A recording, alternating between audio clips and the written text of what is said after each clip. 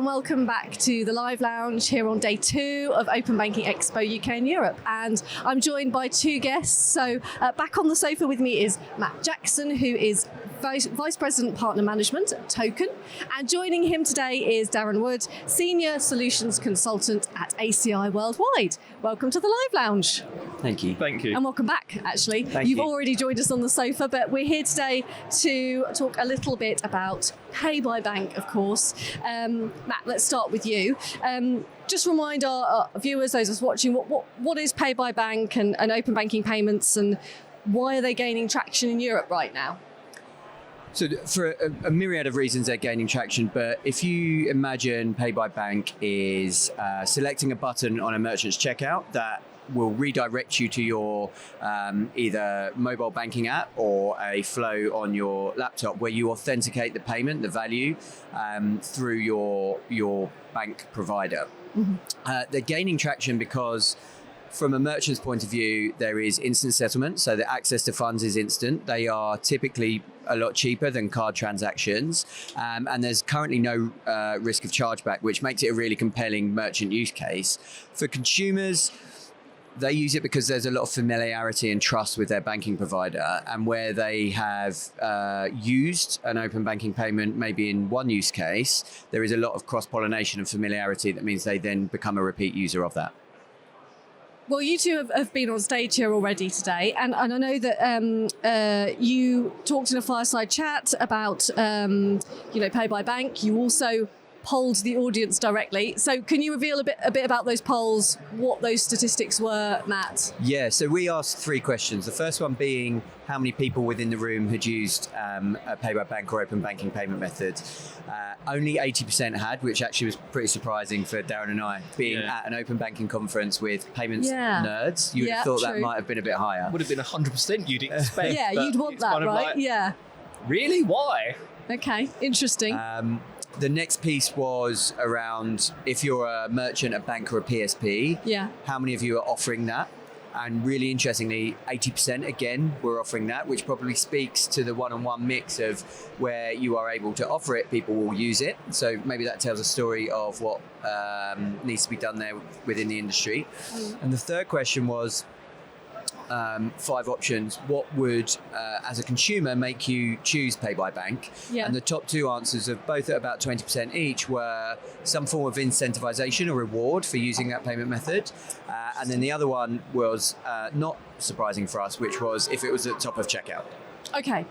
Really enlightening, actually. So, Darren, I'm going to get you to unpack some of that. I mean, on the first stat there, what does that tell you about where we are in terms of consumer awareness and adoption across Europe? I think there's more consumer awareness to be done. There's obviously a bigger thing. If you've only got 80%, you're at a payment, an open banking event, you'd expect that to be at 100%. I was surprised by the second poll with it only being 80% offering that. I thought it would be a lot lower. I was thinking a lot of people are talking about this, but maybe not so many offering it, but to get 80% again is good. I was pleasantly surprised by that. And I don't think there's any surprise in the fact that people want an incentive to be able to increase that or to have that top of the checkout. Because I think it's all about educating and signposting the end consumer. So I think that works hand in hand. And we've all got a role to go through and play in that. I don't think it's one individual. It's not the merchant. It's not just the PSP. It's a real industry problem which we all have to address jointly. Yeah. Matt? Yeah, I think I was less surprised about 80% offering it. And that speaks to one of the core problems of Pay by Bank is that lots of people have implemented it. PSD2 came out, there was a lot of fanfare around open banking and Pay by Bank and what that would mean. People implemented it, and I think the fact that the large majority had isn't surprising. Yeah. The question for me is around the quality of that implementation. So technically, how well are they offering it? How much investment have they put into optimizing the user experience for their merchants and ultimately the end consumers? But also, what education are they providing? So there are PSPs out there that will have implemented lots of payment methods, but they're not effectively selling those to the merchants, and so they sit there remaining dormant. And I think that's the challenge for the industry is implementations are there, but how do we inform merchant and consumers the best practices of how to offer and sell that? And you mentioned incentives. What are we talking about there? I think it's when it comes to reoccurring and what can you do? Maybe, you've purchased once with that particular merchant. If you come back and you enroll in open banking, we'll give you X. Now, that only works in certain geographies, so I know there's obviously regulations in different countries where you can't incentivise that. But it's about educating and signposting the end consumer for that. And I think it's sometimes hard. I see open banking as being, very similar to something like an Apple Pay, Google Pay. The first time you enrol your card, you've got to go through and enrol that card. But once it's there, it's simple. Yeah. The same with open banking, really. It's kind of frictionless. But we've got to, because it's not being used day in, day out, like, a contactless payment or any other form of card payment, people aren't aware. So we have to do better at educating and explaining the benefits of using that and having it maybe at the first point, the first payment method to be selected. Yeah. And at ACI, we obviously work heavily with Token.io as being our partner to go through and help define what flow works better for the merchants. Yeah. How can we go through and increase that adoption? What tweaks do we need to make to optimise that consumer journey in the process? And I think that works really well with with how we work with Token.io to offer that to our end merchants and PSPs. Yeah. No, I know that on stage, Darren, you shared that in one recent merchant example, ACI increased conversion by 79% in Austria, 25% in Belgium, and 13% in the Netherlands in just 3 months. So can you walk us through sort of what made that possible and maybe what lessons other merchants can learn? Yeah, again, we worked very heavily with Token.io to look at optimising that checkout process to make it as frictionless as possible. I think when we look at the consumer journey, if you're on a laptop, you're having to go through and remember your bank details for your online banking app. Personally, I don't remember that. Yeah. But if, for example, you change it from the laptop to have a QR code, you can scan it on your mobile device and it automatically links to what you've got with your mobile banking app. Yeah. Now, who doesn't know their details for their online banking app? It's kind of given, but it makes that consumer journey much more simple and seamless. That would be my, that's one of the key things. Again, putting it as the top payment method, which you select on your checkout, it encourages them, it kind of signposts. You could have some wording around that, change the button, look at what logos you've got there to help kind of make it point out and stand out more to the consumer. And you can have, any kind of level of wording. Maybe you change that when you're going through and once the consumer shop there, why don't you next time think about using open banking? This is what you can benefit from it. Yeah. It's just that whole education. I don't think we're making progress, but there's still more to be done. Yeah, absolutely. A lot more. And I want to come on to that last poll that you talked about, that you did live on stage. I'm interested in understanding a bit more about kind of were those motivations consistent with what you see across markets? Did anything about those results surprise you in that final poll? No, I think rewards and incentivization has come up in a number of the panel sessions and debates that I've watched over the last 2 days. I don't think I was surprised by any of them. Where does the responsibility for that sit? So is that industry that should be providing reward or incentive scheme? Probably not. Is it at the merchant or the PSP level, or is there a fintech out there who is solving that problem and can then go and offer that as an overlay? I think it's a really interesting point that no one's really solved yet. The battle for the top of the checkout is what every payment method has had for the last however many years.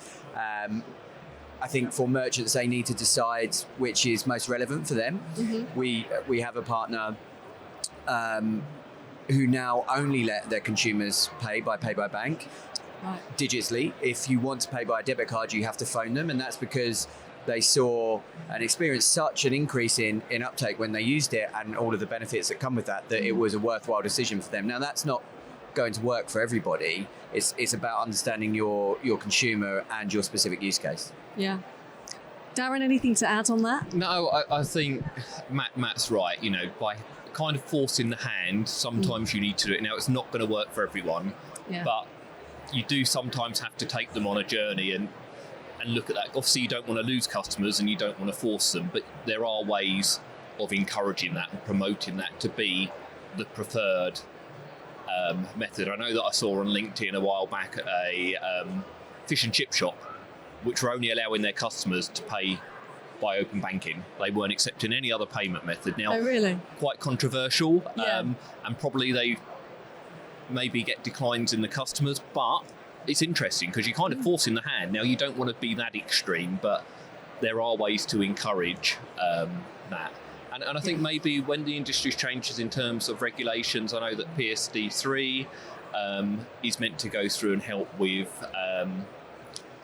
protection, but it's more about authentication that I see there. So I think for some verticals, protection is a concern to some consumers because they don't always get that protection. But some consumers don't know about it, so we don't need to really worry about that. Obviously, don't throw it at them. This is what you've got. And it comes down to a trust, because if your end consumer trusts your brand as a merchant, why would they dispute that? And so there's a certain level of trust too, but I think there does need to be more protection made available. I think that will help with some of the concerns. Yeah. We've been talking about it for a good couple of years, and I think there needs to be more around that. But there are certain verticals where that's not going to be a blocker, and there's no reason why open banking shouldn't be used, and it should be promoted much more. But at the end of the day, what's in it for the merchant? The merchant's got to be the one who embraces in that and got to know their end consumers. Look at the savings which you're making. Where are you going to pass that saving back onto your end consumer? So I think, again, geographies, UK is maybe a little bit more card focused, but there are other geographies where, open banking is much more open, like Germany, etc. like that. But we should be helping to signpost both merchants and consumers, and that's everyone's job to go through and do. Yeah. I mean, you shared some of those sort of quick wins, if you like, on stage around adoption. Anything that we haven't covered off that you want to add now that kind of came up for you on stage? I think the only point around conversion rates is you can look at it from the merchant lens. It's then really important to understand from a country lens, but we're able, because we own our infrastructure, to go deeper than that and look at individual bank conversions within a market. And that's really important because across different use cases, banks will have different risk tolerances, but also the APIs aren't as consistent across Europe as they are in the UK. So there is optimization opportunities almost with every bank in that flow. Yeah. It's fascinating, and it sounds like you were able to kind of go quite deep on this when you were on stage, get that immediate feedback as well from the audience, which is so invaluable, right? Well, look, thank you so much for joining me in the live lounge. Really great to have both of you here. Thanks so much, Darren and Matt. Thank you. Thank you.